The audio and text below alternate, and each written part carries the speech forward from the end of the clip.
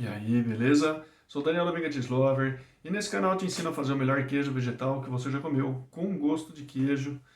E se você chegou aqui, é possível que você já tenha percebido que o mercado nos tem a oferecer acaba tendo um, claro, um ponto de padronização, né, dos queijos vegetais, mas isso daí até acaba sendo característico dos produtos que são vendidos, óbvio, porque se você comeu alguma coisa, gostou, quando você recompra aquilo, você espera sentir o mesmo prazer que você teve. Então essa questão da padronização de um produto, ela acaba sendo característica sim. Porém, o que acontece hoje em dia, pelo menos com os queijos vegetais, é que parece que há uma padronização de todos os tipos de queijo vegetal, praticamente tudo igual. Quando você vai para diferentes marcas, os principais ingredientes eles parecem se manter iguais. O que muda acaba sendo um pouco de textura e um pouco de aroma que foi colocado no queijo vegetal. Então, só isso já seria um dos grandes motivos para que você possa fazer um queijo vegetal em casa. Mas o que acontece é que, fora essa questão dos queijos vegetais que são oferecidos por nós, para nós, pelo mercado, de eles terem essa questão de padronização, muitos deles têm um baixo valor nutricional. Então, para quem tem uma preocupação com saúde, com o que está comendo, né, com o tipo de alimentação, talvez essa não seja a melhor saída. Portanto, você fazer em casa, sim, é possível ter grandes ganhos com isso. Quando a gente tem a possibilidade de fazer um queijo vegetal em casa, a gente pode enriquecer esse queijo vegetal com bastante valor nutricional. E isso porque, enquanto os queijos vegetais oferecidos pelo mercado, muitos deles têm como base água, amido, óleo de coco, né? Esses três, assim, é a grande tríade desses exemplares comerciais. O que tem de aporte nutricional entre água, amido modificado e óleo de coco? Olha só o que estamos falando. Carboidrato, o amido modificado praticamente é carboidrato, e o óleo de coco é gordura saturada. Então, são coisas que, né, assim, numa quantidade menor que a gente acaba ingerindo, ótimo, mas não é aquilo que queremos consumir todos os dias, né? Uma vez ou outra, um fim de semana, comprar um queijo vegetal desse para pôr na pizza e tal, vá lá, sabendo-se que você pode fazer coisa mais saudável em casa para pôr na mesma pizza, tá?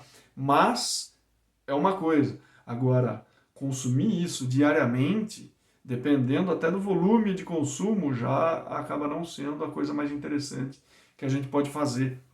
Então, quando a gente faz queijo vegetal em casa, a gente não vai usar água, por exemplo. Se a receita ela pede uma quantidade de líquido maior, a gente já começa com um leite vegetal. E se você faz esse leite vegetal, melhor ainda. Você está usando algum tipo de castanha ou algum tipo de leguminosa para fazer esse leite vegetal. Algo que você fez na sua casa que está super fresco, não tem conservante nenhum. Então você já começa o queijo vegetal com um valor nutricional já diferenciado em relação àqueles que a gente pode comprar. Depois disso, você pode variar ainda em outros componentes, inclusive misturar diferentes oleaginosas para não ficar sempre aquela mesma coisa, castanha de caju, castanha de caju, castanha de caju. Você pode colocar ainda assim, mas eu quero usar castanha de caju porque dá uma cremosidade interessante. Maravilha, mas coloca metade de amêndoa, metade de macadâmia, coloca um pouco de aveia, por exemplo, ou sei lá, arroz, alguma coisa. Você consegue variar muito essa combinação que você vai fazer e, consequentemente, o valor nutricional ele também vai ser mudado. A gente vai conseguir colocar no nosso corpo nutrientes de uma diversidade um pouco maior de vegetais, quando a gente consegue variar mais as bases do queijo vegetal. E fora então essa questão de enriquecer o nosso queijo vegetal com valor nutricional, é possível a gente fugir desse padrão que é imposto pela sociedade industrial. Isso daí começa com a sociedade industrial, com a Revolução Industrial, começa a padronizar tudo, a fazer um monte de coisa igual. A gente consegue romper com isso fazendo em casa, porque a gente volta um pouco àquela época do artesanato de fato. Quando a gente faz o queijo vegetal em casa, a gente está fazendo um trabalho artesanal. Ou seja, a gente está fazendo peças únicas. Por mais que você tenha uma receita e você siga sempre ela, é possível que não saia igual na sua casa, né? Por mais que, mas eu estou fazendo a mesma receita e tal. Então, um dia está mais frio, um dia está mais quente. A fermentação já vai ser diferente. E aí você vai ter um produto final diferenciado. A sua geladeira tem hora que ela está mais cheia, tem hora que ela está mais vazia. A temperatura varia. Portanto, a maturação ela pode ter alguma diferença também. Isso falando dos mesmos ingredientes que você está usando, tá? Só para perceber como o trabalho em casa ele tem várias, né, ou muitas variáveis que a gente não tem 100% de controle nisso.